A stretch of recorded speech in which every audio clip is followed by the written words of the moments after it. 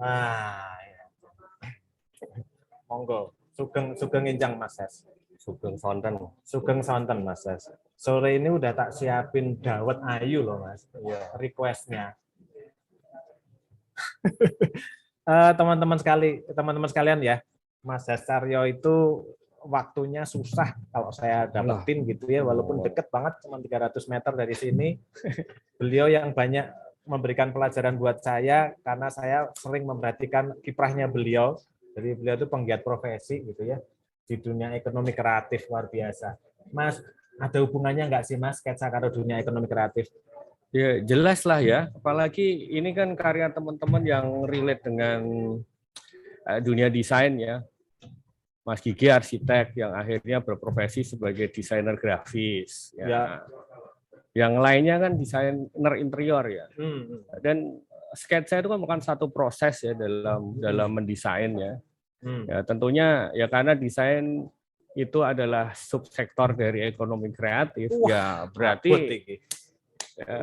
berarti sangat relate gitu. Itu ya.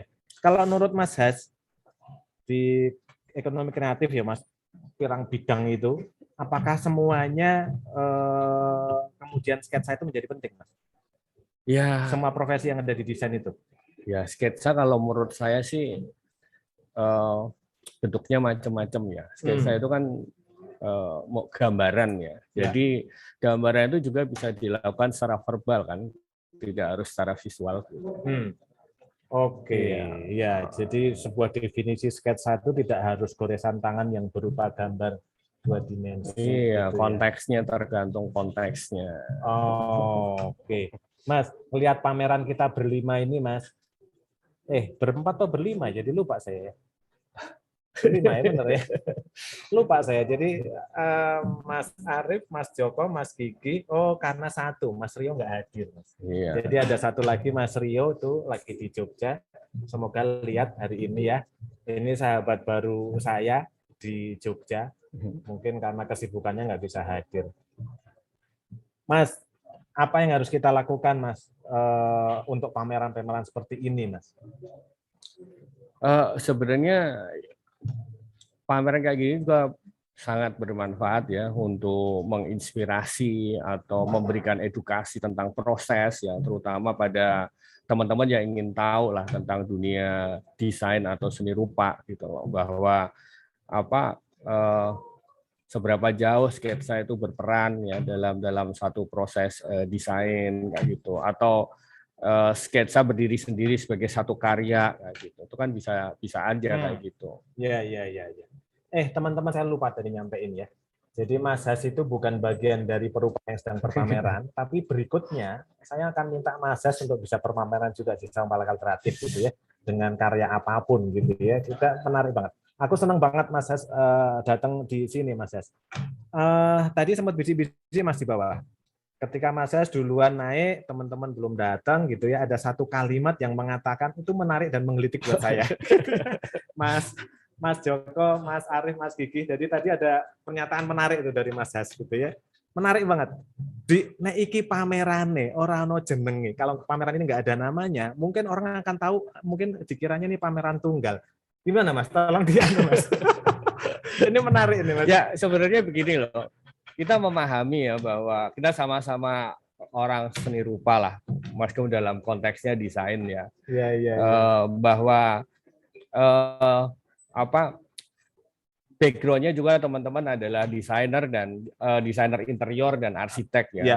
Jelas bahwa mau tidak mau karakter garis itu masih terlihat banget gitu loh, bahwa garisnya itu garis desainer interior, garis arsitek gitu. Dan itu membuat ada kemiripan tuh masih ada. Beda banget kalau misalnya seorang sketsa dari seorang seni murni ya, dari pelukis misalnya, itu beda banget gitu. Yang lebih spontan, lebih ekspresif. Karena terlihat bahwa sketsa ini dipikirkan gitu. Jadi lain kali kalau kita sketsa nggak usah dipikirin Mas. Nggak usah dipikirin gitu ya.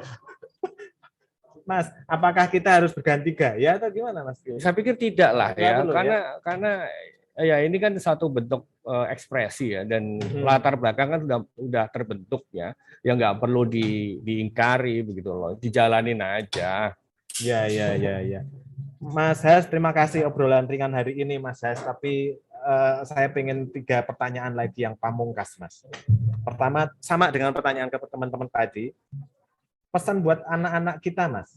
Pesan buat sahabat-sahabat Palakali. Jadi Palakali Kreatif ini kan selalu berkegiatan dengan anak-anak ya, Mas ya. Kita memberikan ruang kepada anak-anak untuk bisa hadir belajar apapun di sini. Apa yang harus Mas sampaikan nasihat kepada kami nih, Mas?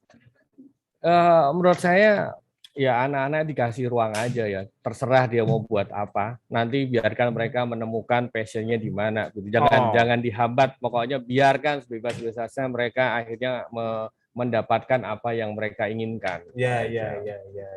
Wah, keren. Sepertinya saya dengan Mas Hadi juga bersahabat cukup lama ya, walaupun kita beda prodi. Mas, 10 kata dong tentang persahabatan, Mas. 10 kata? Iya, 10 kata, Mas. Banyak banget ya. Ya, pemahaman atau pengertian, kemudian apa ya? Saling memotivasi. Wah, itu berapa kalimat itu? Keren. Ya. Persaudaraan. Apa ya? Konflik juga boleh loh, karena konflik itu menyehatkan dan menyeimbangkan. Betul, gitu. Menarik, Mas Has. Oke, Mas, closing statement, Mas.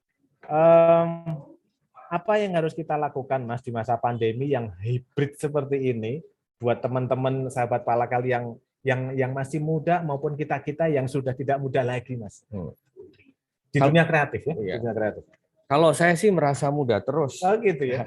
Kemudian sebenarnya begini ya mau tidak mau adaptasi ya, itu yang terpenting dilakukan. Situasinya kayak apa, kalau kita tetap bisa beradaptasi, berkarya pun tetap bisa jalan terus gitu, tidak menjadi masalah gitu.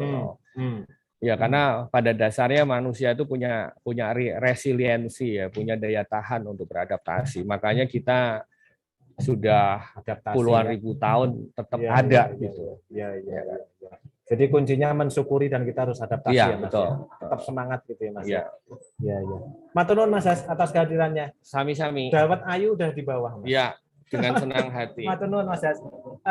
Teman-teman, Bu Ari, aku request satu lagi boleh nggak?